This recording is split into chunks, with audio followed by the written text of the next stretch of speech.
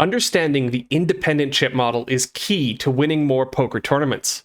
In this video, I'm going to break down the barriers to give you an intuitive, visual understanding of how ICM works and how it impacts your strategy. Let's dive right in.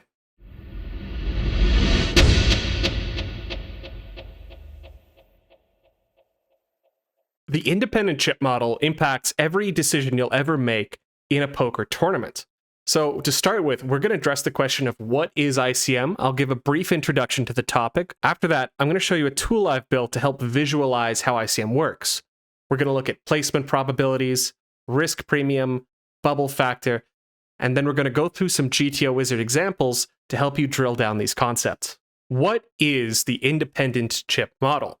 At its core, ICM is a utility function to translate the value of a stack from chips to dollars. More specifically, it predicts the probability of a stack placing first, second, third, and so on. Now, we've already written an article to help you understand the math behind these decisions. In today's lecture, I'm not so concerned with the exact math as I am giving you a visual understanding. Behind all of this math, it's the same concept. It is the value of survival. So let's take a look at how ICM impacts your strategy. Let me show you how I'm going to attempt to visualize ICM. Traditional tools only show you your risk premium or bubble factor when stacks are fully invested, but I wanted something a little bit different. So on this graph, I've graphed the absolute change to your stack in chips against the change to your expected value in dollars.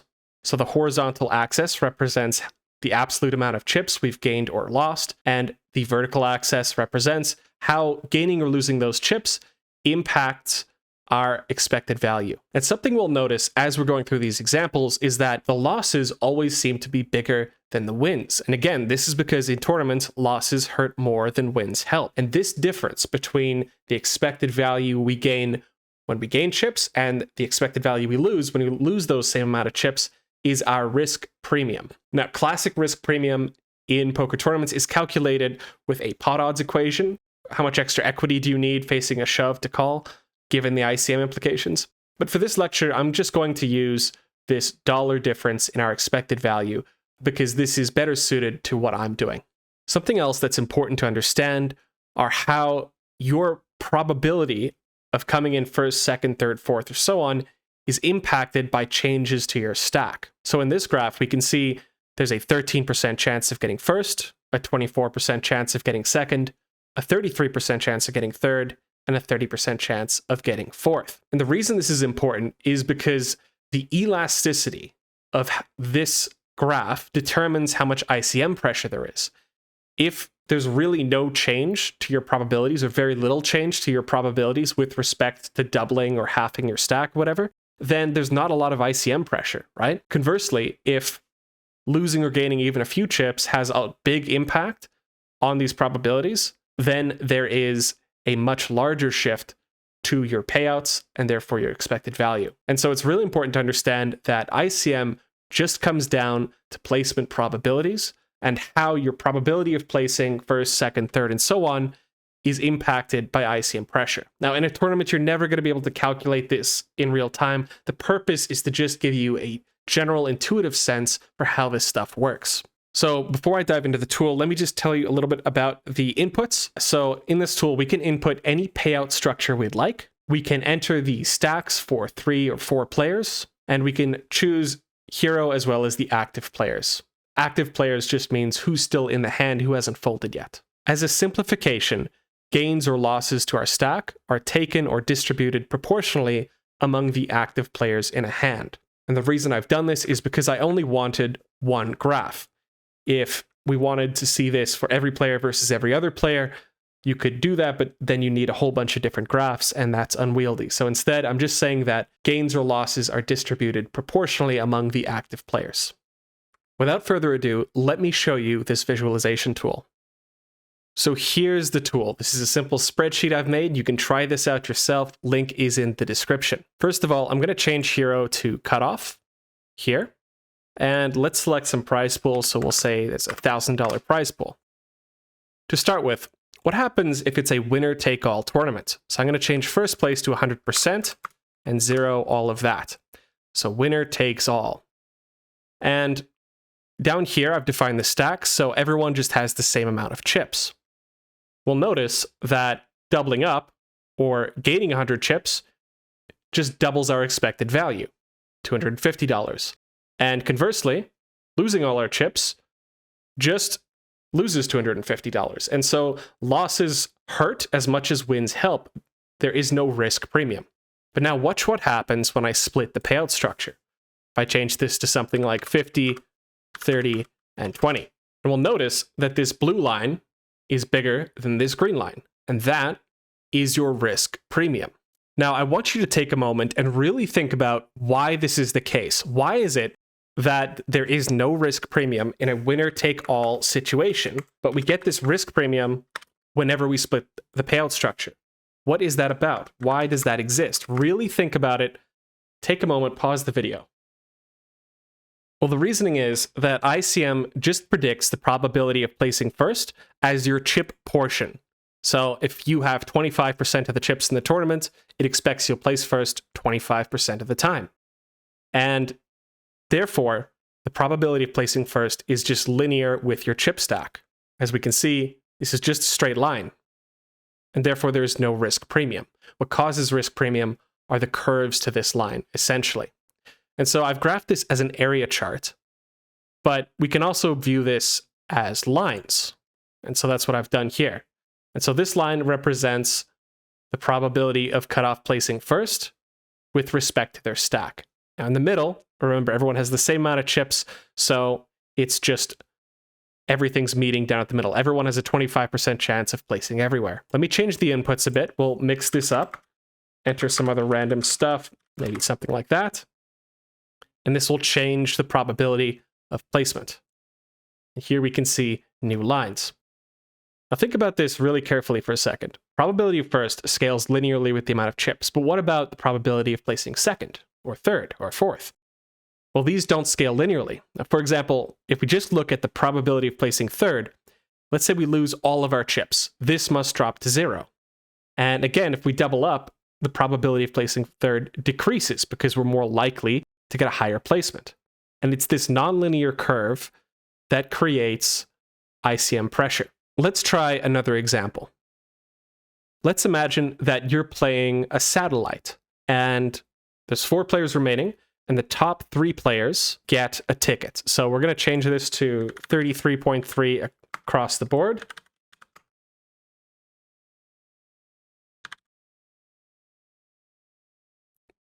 And look how drastically our risk premium increases. Look at all that red. And this is because now the payout for coming in for a second and third is the same. And so we don't care about any of that. All we care about is the probability of busting versus the probability of not busting. And this curve is the most drastic among all the curves, right? And so this is why in satellites, the bubble is extremely important. There's a ton of ICM pressure. All right, let's try a new quiz. So I'll reset this and let's make it 3 max this time. So I'm going to change this from cutoff to button and we'll go ahead and delete cutoff stack. So cutoff is out of the tournament. It is 3 max. Which of these 3 payout structures given equal stacks, so I'll make these equal, have the most ICM pressure? And I'm going to measure this with the bubble factor. 1, winner takes all, which is what it's set up now. Second option, 50%, 30%, and 20% for first, second, and third. Third option is 60%, 20%, 20%, and the last option is 80%, 15%, and 5%. Take a moment to think about your answer.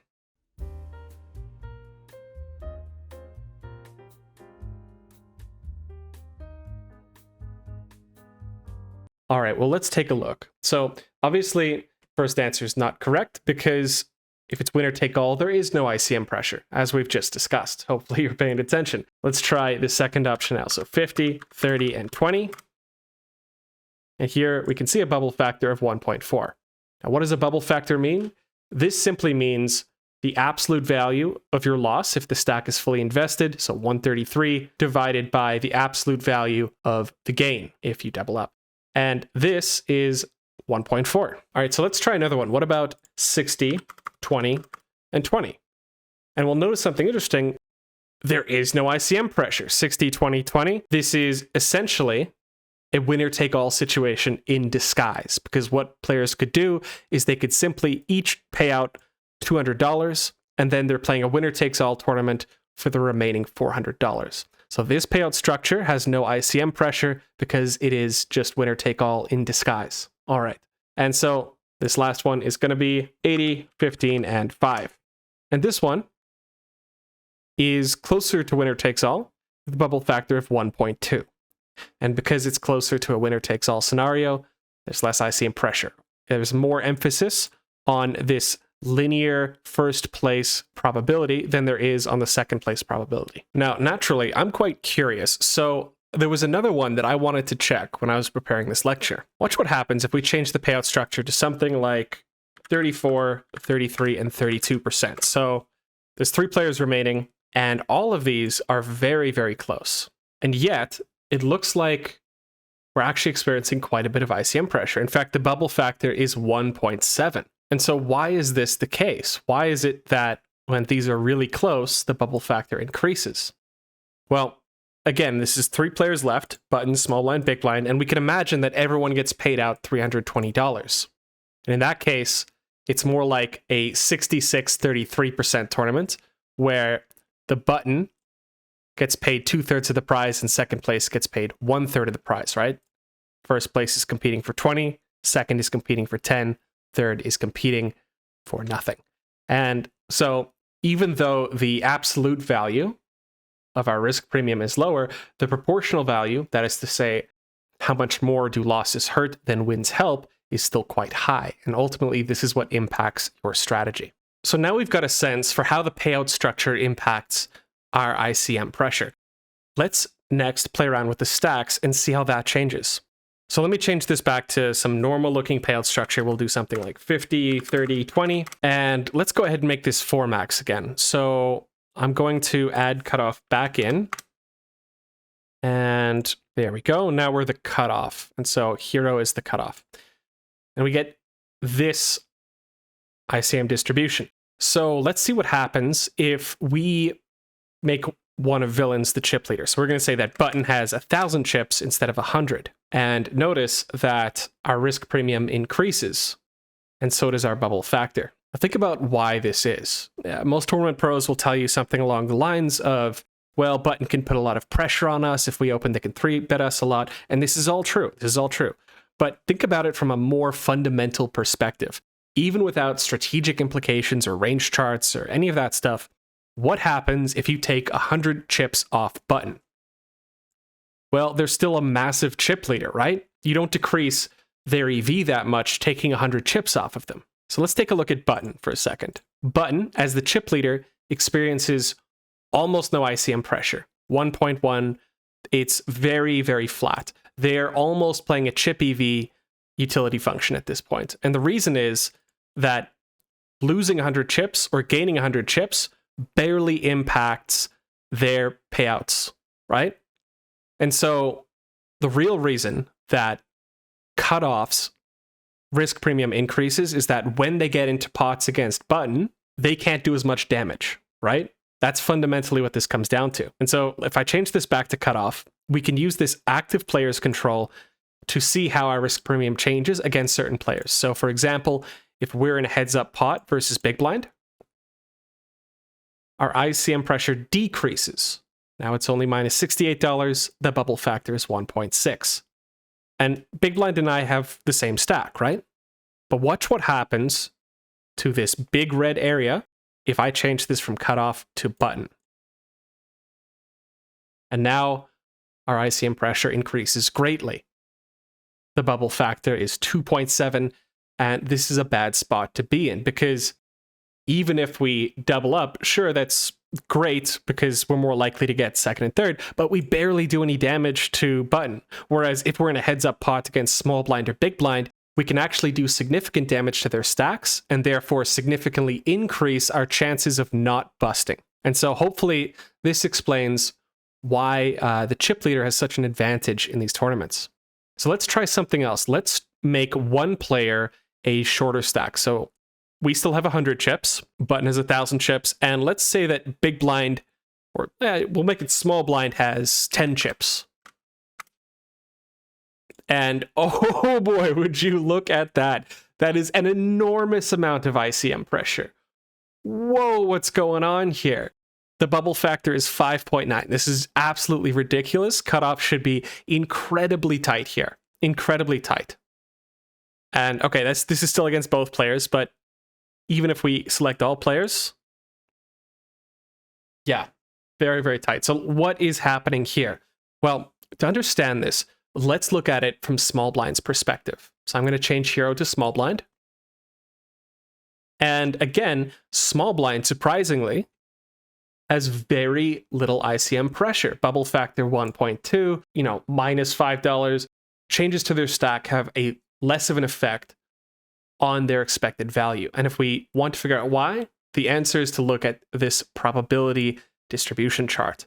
You see, small blind is so short stacked that they're very likely to get fourth regardless, right? Even if they double up, chances are they still bust at some point later on in the tournament. And so what this means is changes to small blind stack have less of an effect on their expected value.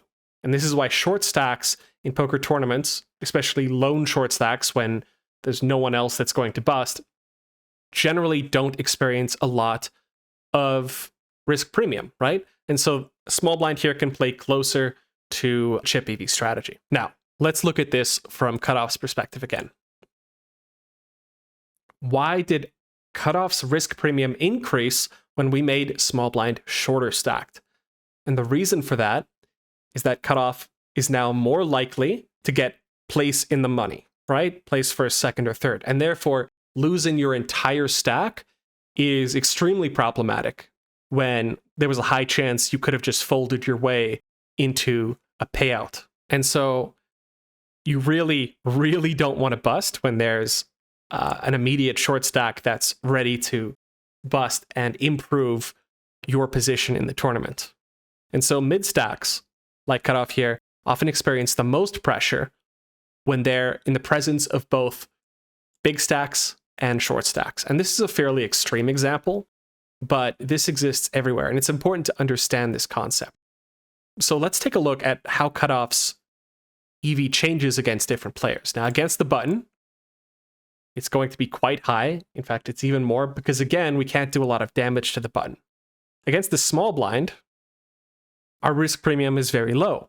So if we're in a heads-up pot against the small blind, we don't care. We'd love to bust them. Get the chips in, yeah?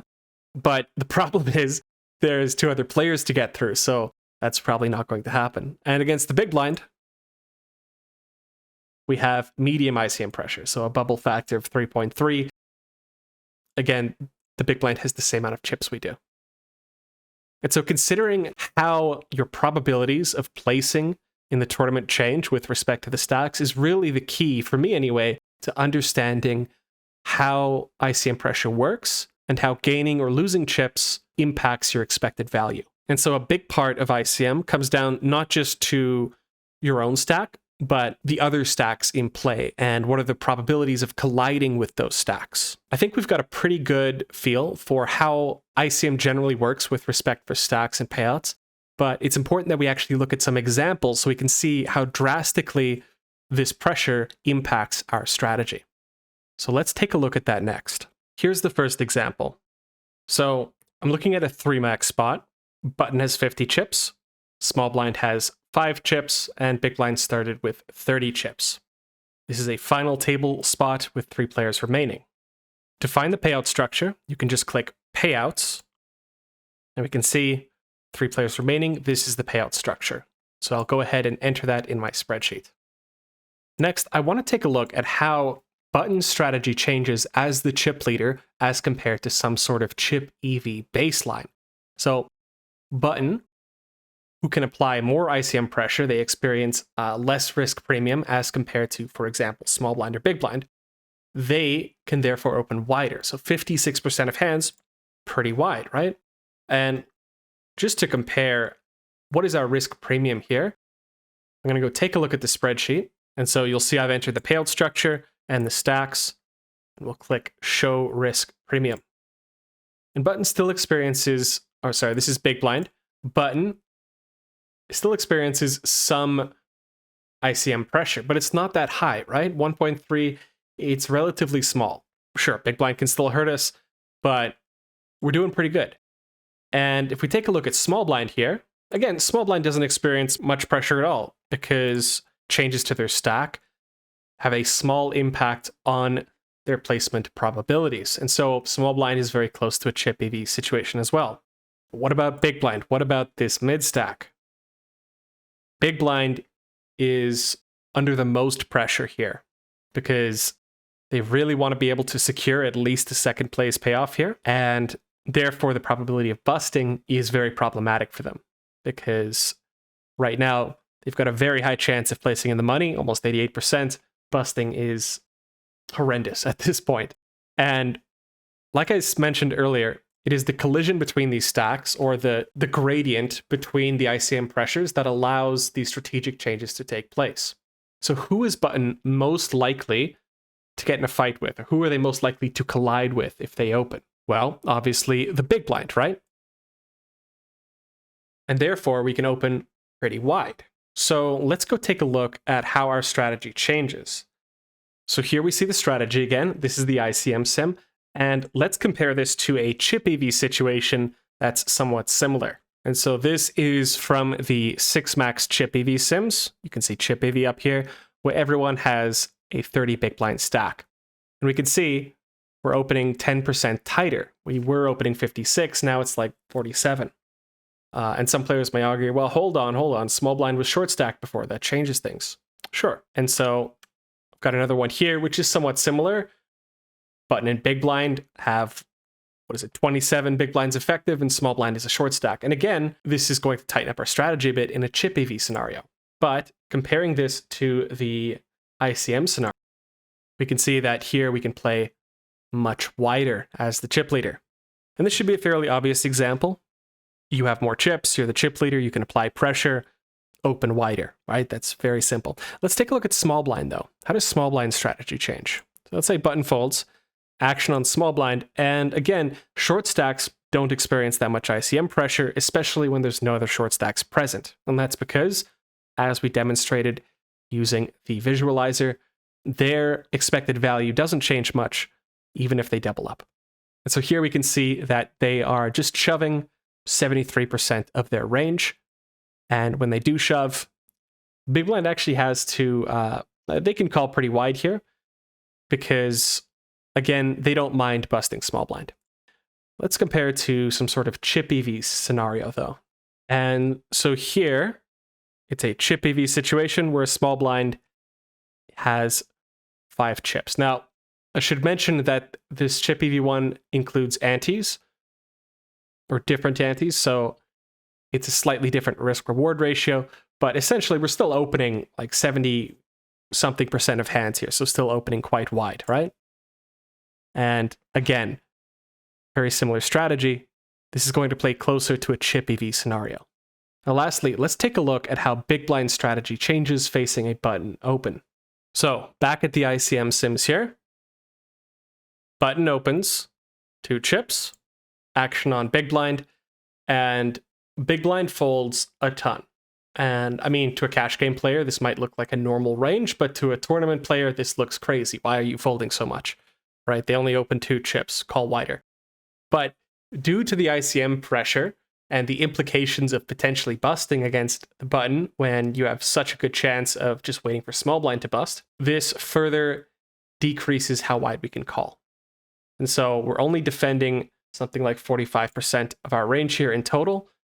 Very passive, not a lot of raising, right? Very little 3-betting going on.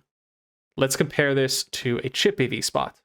And here you can see that big blind is defending much wider, much wider. And part of this is just due to a little bit of extra antes in the pot, but a large part of it comes down to the fact that there's a lot more ICM pressure. And this is, I think, is kind of demonstrated by the fact that we're raising 18% of hands here in this chip EV simulation, whereas we were barely raising at all. Like, what is this, 5% of hands in the ICM scenario. So this is why it's important to pay attention to these situations. Understanding how risk premium impacts your strategy, and how the differences in those risk premiums can impact your strategies is just crucial to maximizing value in tournaments. Let's take a look at another example. Just so you know, you can press M to bring up these saved spots, and then you can go and review spots later. So I've picked this spot here, which is very similar to what we've just looked at. The stacks are now 30, 50, and 5 before the blinds were posted, that is. So 30, 50, 5. And we'll notice immediately what jumps out to me is that button is only opening 20% of hands. Ouch, ouch, ouch, ouch. Ooh, that hurts. And so why is this the case? Well, we're the mid stack, small blind is a big stack, and big blind is a short stack. So what happens if we open? Well, let's find out. Well, first of all, small blind can 3-bet us relentlessly. That is so much 3-betting. Oh man, raising 31% of hands. Very painful. And big blind, like the honey badger, just don't care. They can call super wide because as the short stack, again, their probability distribution is less affected by changes to stack. And so it is this difference in ICM pressure between us as the mid stack, who really wants to get at least second, and the chip leader and the short stack that just don't care because their probabilities are less affected, that really, really hurts our ability to open, right? So let's take a look at the visualizer to see if we can understand what's going on here. So we'll change these stacks around, 30, 50, and 5. And we can see there's quite a bit of ICM pressure, a bubble factor of 2.1. And of course, it really, really hurts to bust against the small blind, who can raise us relentlessly, knowing that we have to play passively to try and secure at least the second place position in this tournament. If we take a look at, for example, the small blind's risk premium against us, it's relatively small, only 1.3. And the big blind's risk premium, almost non-existent. It's almost chip EV, right? Again, their probability placements are less affected by changes to their stack. But with the button, there's a drastic difference. Changes to our stack have a bigger impact on our expected value, and this creates a risk premium. And so keeping this in mind, how your opponents will play back against you to counter your weakened ICM position is an important factor. Let's go back to the example for a moment. So button only opens 20% of hands, painful. And if we do open, small blind will 3-bet us relentlessly, and big blind will call relentlessly. So we have very, very little fold equity, almost never getting this through. And if we fold, small blind can just raise a ton of hands because they want to bust. Big blind, be very happy to. And big blind, who is playing close to a chip EV strategy, will just call according to their equity. Let's try another example. Now, in this scenario, button has 10 chips, small blind has 15, and big blind has 50. So there are 2 mid stacks versus a chip leader in the big blind, who we are both very likely to collide. And as a result of that, we can see that both button and small blind are playing tighter as a result. And the reason is that we're both in the running for pretty good running for second, even first place, and we really don't want to be the first person to bust. And so button plays tighter, but so does small blind, right? Small blind's folding 2/3 of their range, which is quite a lot. And so even if they raise small, what ends up happening is big blind can just re-raise relentlessly. 26% of hands are 3-betting here versus the small blind. And so let's take a look at the visualizer to see what's going on here. All right, we've got 10, 15, 50. And here we see button. Now, the risk premium is not super significant, 1.4. Okay, it's there, but what about small blind? Well, small blind has a little bit more risk premium, right? 1.7. They're risking a decent portion of their equity against us. Now, what about big blind? 1.2, so not a whole lot of risk premium. Big blind, what they can do though is they can put us in a bad spot because neither button or small blind wants to bust first. And so because of that, they can raise either one of us more often.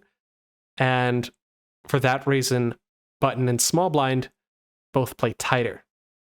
But there's something else going on that I want to show you guys. So I've named this one, why does button not shove? In case you guys are curious, yes, you can save spots. Just hit this little save icon up in the top hand corner here. And I've got this simplified, but let's just change it back to the original. So button has three options. We can shove, which the solver's not doing. We can min raise, which the solver's only doing at a low frequency. Or we can raise 60% of our stack. What on earth is this size? Why would you open 60% of your stack? It makes no sense. And this is something that the solver actually prefers. This is the preferred sizing. And I don't think you're going to see this from a lot of other ICM coaches in the poker community because, let's be honest, who gives their solver this crazy size? Well, we do. We gave it lots of sizes, and this seems to be the one that's preferred. So what's going on? Why does button want to open 60% of their stack? Well, first of all, it should be noted that we open 6 and faces like a shove, we're not folding. We are pot committed. And similarly, if small blind shoves, we are pot committed. So we're not folding to a raise ever. Once we open 6, we're in it. Let's see what happens if we open 2 chips, though. Well, all of a sudden, this opens up the opportunity for an exploit. You see, the blinds can min click. And so what happens facing a min click is that we need to fold a huge chunk of our range. It's very, very difficult for us to call like Jack 10 suited, for example, maybe King Jack offsuits or Ace 9 offsuit against these min click strategies. And so you really don't want to have to fold a huge chunk of your range against such a small 3-bet. What the button has done to counter this is it's polarized its min click opening range. We can see lots of weak blockerish type hands and some like really strong value up here. And it's polarized this in order to counter the min click strategy. And similarly, big blind can also min click us, and it's the same idea, right? But what happens when we open 6 again? Well, we'll notice that small blind no longer has the option to min click, and instead they're forced to reinvest their entire stack if they do want to go into a pot with us.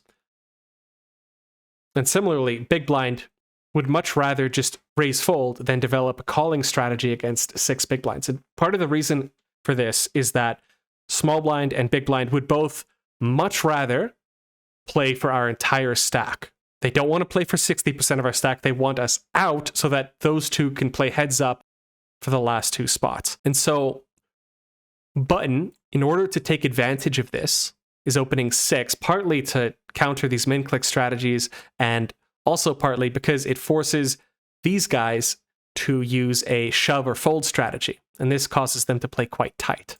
You can see they're both holding lots of hands. Now watch what happens to small blind's calling frequency. Right now it's 1.2%. If we open 10 instead of 6, it actually increases 5.2%. That's interesting, right? But what about their folding frequency? Let's take a look here. If we open 6, they're folding 88% of hands. If we open 10, they're folding 88% of hands. And this is because, I mean, if they're going to invest against the 6 big blind open, they're pretty much invested against the 10 big blind open. They are also pot committed. And if they're going to be pot committed, they would much rather have us all in. And so you may think that this is just a quirk of the solver, maybe how do I know that we solved it right, yada, yada, yada. But the truth is that if you look at ICM sims, you see these weird pot committal strategies come up all over the place. You'll see these crazy sizes where one player will just risk a huge portion of their stack, which may be something that you haven't encountered before studying tournament strategies. And I just wanted to share this because I thought it was a really cool example. But there's actually tons of examples exactly like this in the ICM sims you can check out. I want to make another point that's kind of related to this one, though. We've looked at the EV for this scenario. Let me change this scenario up a bit, though. Let me go back to button, and we'll switch up the stacks. I'll make it something like 100 and 50 and 300, something like this. I'm just trying to make a nice curve here. In fact, maybe I'll put this up a bit more. Let's exaggerate that curve a bit. And maybe I'll put that down a little more. Yeah, that's a nice looking risk premium curve. So take a look at this chart closely. In fact, maybe I'll even go here. This is just a full screen of this chart. We'll notice that your expected value scales linearly with respect to the amount of chips, with respect to the change of your stack. This is a straight line. So the EV, if we win, scales linearly. But the EV, if we lose, or moreover, the risk premium, scales somewhat exponentially. It's not actually exponential, it's a different curve, but you get what I'm saying. There's a lot of chips near the end here. There's a lot of risk near the end to investing your full stack. Whereas in a lot of spots, investing only a part of your stack results in a much smaller risk premium. And so the bubble factor or risk premium, or these classic calculations that we usually use to analyze tournament spots, only look at what happens when stacks are fully invested. When stacks are partially invested, there's proportionally less risk premium. So like the bubble factor for investing half your stack is not the same as the bubble factor for investing your entire stack, because risk premium is exponential. I hope that makes sense. All right, we got a little bit sidetracked with that curious button opening spot, but let's get back to the main presentation. So I'm going to switch over to a four-way spot. In this scenario, the stacks are as follows. Cutoff has 30 chips, button has 100, small blind started with 20, and big blind with 10. Now, a question for you guys. Against which stack does cutoff pay the most risk premium? Do we pay more risk premium against the button, who has 100 chips, the small blind, who has 20 chips, or the big blind, who has 10 chips? Take a moment to consider your answer.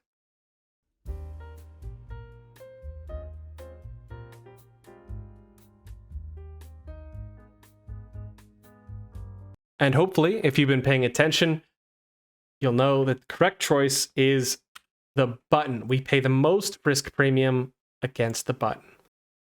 Let's take a look at the visualizer to see what's going on. Now, first of all, we're going to change the payout structure. So under payouts, I'm going to select this four-way structure, and I'm just going to type these numbers into my spreadsheet. All right, I've typed everything in. Here you can see the payouts are entered as well as the stacks, and hero is the cutoff. So we're looking at this four-way spot. And again, the question was, who do we pay the most risk premium against? We can use this active player control to test this question. Now, against the button, that is to say, if our chips are taken from or added to the button, that's what this is measuring.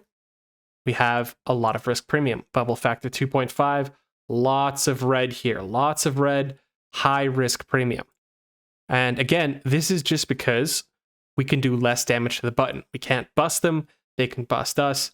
And even if we take a full 30 chips off of them, sure, that, don't get me wrong, that's definitely helpful. That's definitely going to increase your EV. But we can't do as much damage. Conversely, against, for example, the small blind, our risk premium is much lower.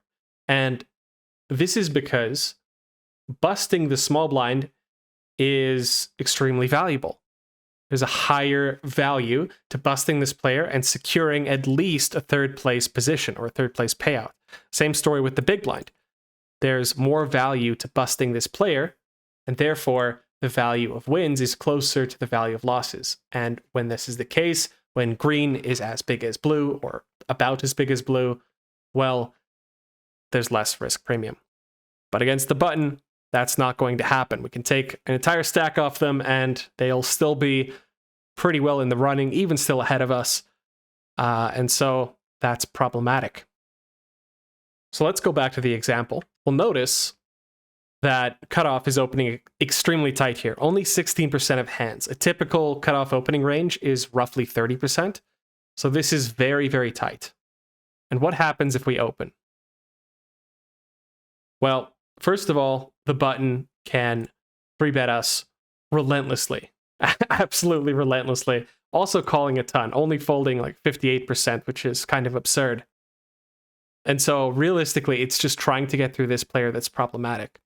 Moreover, part of the reason we're tight is, as I mentioned earlier, the presence of short stacks. So the big blind here, they are more likely to bust, and therefore we want to play even tighter to try and secure our chances of increasing our payout. At small blind here, when we open, they experience a ton of risk premium themselves because they really, really don't want to bust us when they've got a short stack behind them. You can see folding 93% of hands here.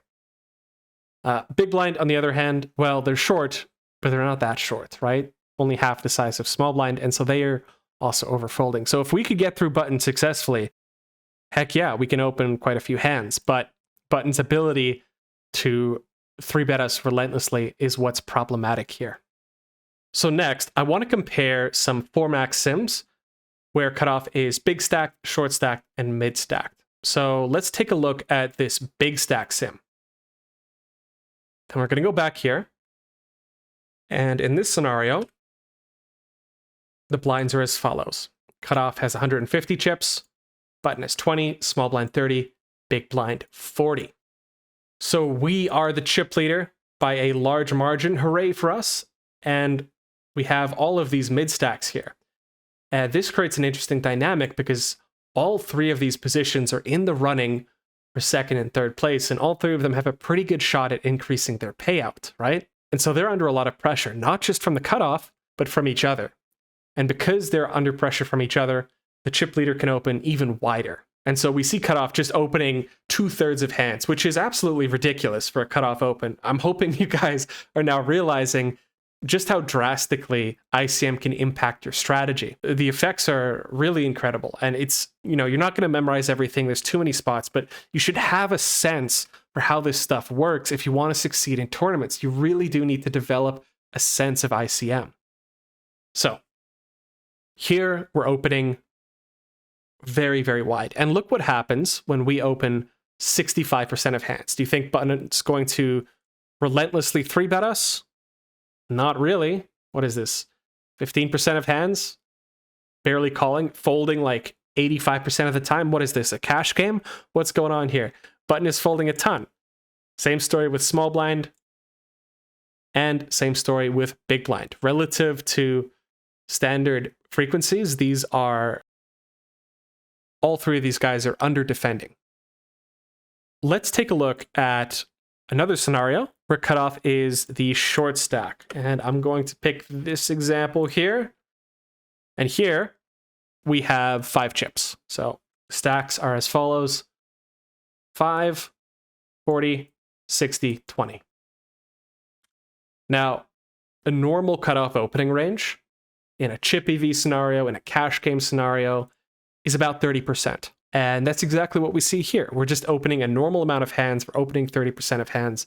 And the reason is that when you're very short stacked relative to the rest of the field, your risk premium is relatively low again, right? And so this plays closer to a chip EV simulation in cutoff's shoes. And even if we open, look what happens. Button with 40 chips, second place, they're not raising at all. It's a pure call. They're not raising to 10 to try and kick these other players out.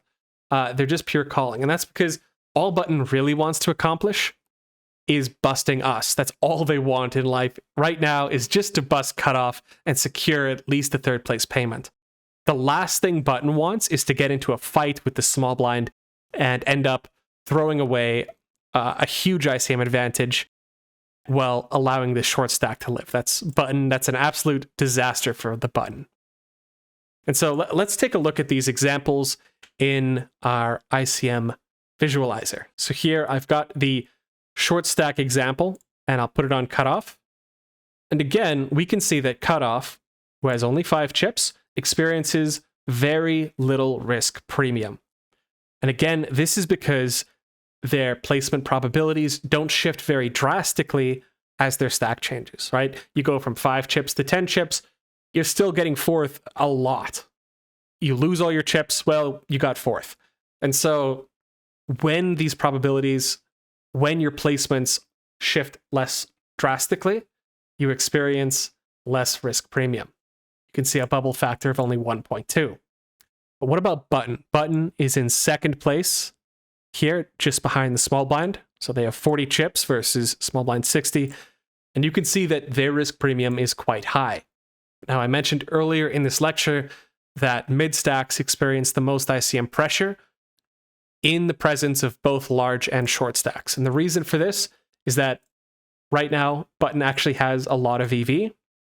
It would be an absolute disaster to throw away all of this EV and bust before Cutoff has had the chance to bust themselves, right? We would much rather wait for Cutoff to bust so that we can at least secure a third place payout. And for this reason, the Button experiences much higher risk premium. So let's change up the stacks. What was it here? I think it was 150, 20, 30, 40, something like that. And we'll change this back to Cutoff. And here we're the chip leader. Here we're the big head honcho, 150 chips. And again, very little risk premium. And the same reasoning applies. The changes to our placement probabilities are less affected to changes by our stack, right? Lose a few chips, gain a few chips. It's pretty steady. Our tournament EV doesn't change that much. And the gains are about as big as the losses. And this is largely because it's more to do with the first place prize, right? And so when more of your EV is coming from first place prizes or from first place probabilities, then it plays closer to a chip EV spot. And so let's take a look at someone who might experience more risk premium. So the small blind, for example, is playing monkey in the middle with this 30 big blind mid stack. So if I change this to small blind, again, we can see their risk premium goes up quite a bit, right?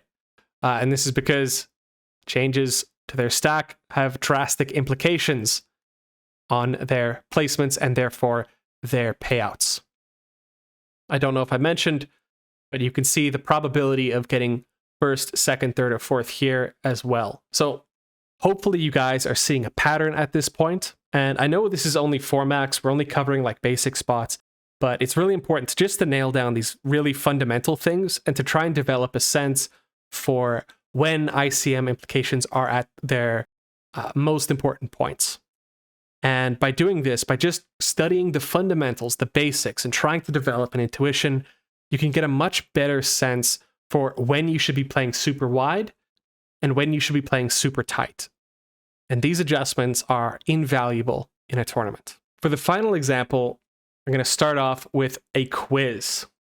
In what situation should Cutoff open wider? And so here you can see both players' stacks. Cutoff to move. In what scenario should we be playing wider?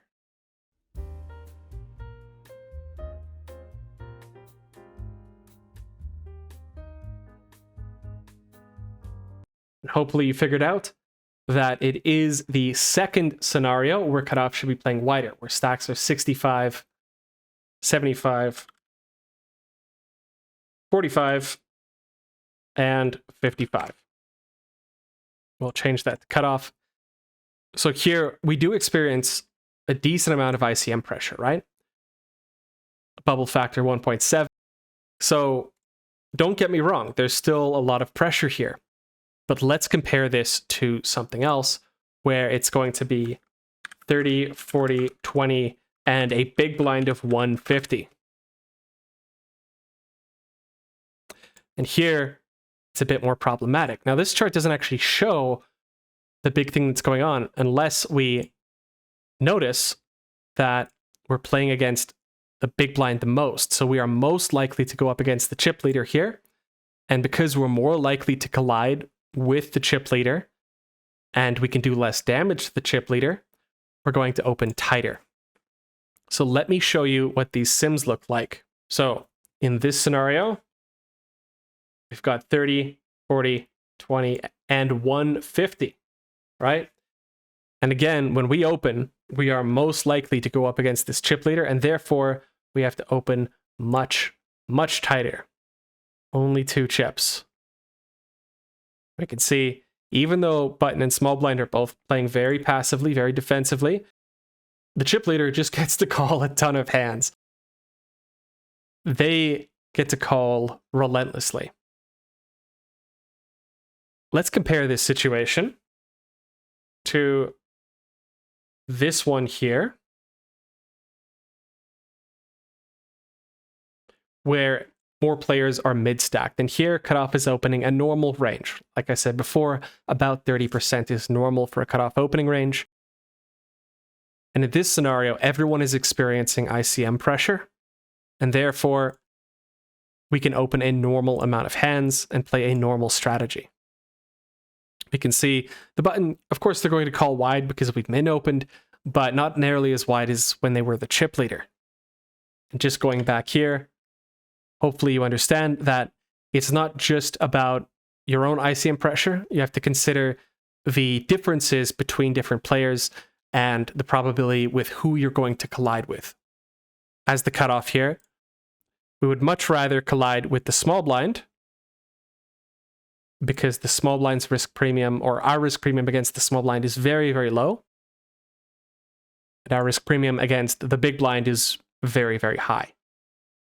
And so, for this reason, when the player that's most likely to collide with you, that is the big blind, is also the chip leader, that's problematic for us. Let's do a quick recap. So when we're examining our total expected value with respect to changes in our stack, the main takeaway that you'll always hear are that losses hurt more than wins help. Generally speaking, wins increase our expected value linearly, whereas losses decrease our expected value exponentially. Put a little squiggly here because it's not actually exponential, it's not the actual curve, but you guys get the idea. It's non-linear. The extra premium we pay between the loss if we lose and the win if we gain is called our risk premium, sometimes calculated as a pot odds equity amount as opposed to this, but same concept. The absolute value of losses divided by the absolute value of wins is the bubble factor. So both of these things attempt to assign a metric to the same concept. Bubble factor is a factor, risk premium is more of a difference. But both of them are trying to understand this big red area right here, which is the extra loss that you lose if you lose those chips. And so the main takeaways strategically are that, generally speaking, short stacks and big stacks experience less ICM pressure because their placement probability is less affected by changes to stack, right? Like if you're very, very short stacked, if you have one chip left, you're probably going to get last place regardless. And similarly, if you're ultra deep stacked, if you're a huge chip leader, chances are you get first place regardless. And even if you don't, like, changes to your stack don't impact your expected value very much. Now, conversely, mid stacks experience more ICM pressure, and this is because their placement probability is more affected by changes to their stack. ICM pressure increases drastically in the presence of both big and short stacks. So keep this in mind next time you're playing a mid stack in an MTT. The presence of very short stacks increases survival pressure for everyone else. And this is because the more likely someone is to bust, the more important it is to survive and secure that next payout. Placement probability tends to scale with respect to the total chips in play and the average stack. One thing I didn't cover in this lecture were situations where there were multiple short stacks. And in this case, short stacks can actually experience higher ICM pressure because both of them are trying to ensure that the other one busts. And so both of them want to try and secure that next placement. That's maybe something we can cover another time. But just keeping in mind these key points about how your placement probabilities change with respect to the stack, at what points you should generally be playing a much wider or much tighter, those changes alone to your strategy will have a big impact on your overall tournament performance and on how likely you are to be winning money. That's all I have for you guys. If you have any questions or you need something clarified, feel free to comment down below or join our Discord. And if you want to give this tool a try, I've put a link in the description. You can make a copy, try it out yourself. It's just a little side project I made. This isn't some officially supported thing. It's just something I made because I wanted to visualize ICM and I thought it would be fun. I realized that ICM gets more complex, where there's tons of different players. But just understanding these really raw, fundamental key concepts is so important before you dive into the more niche stuff. Anyway, that's all for now. I hope you guys enjoyed this. Hope you got something out of it. Let me know down below what you'd like to see next. That's all for now. Happy grinding.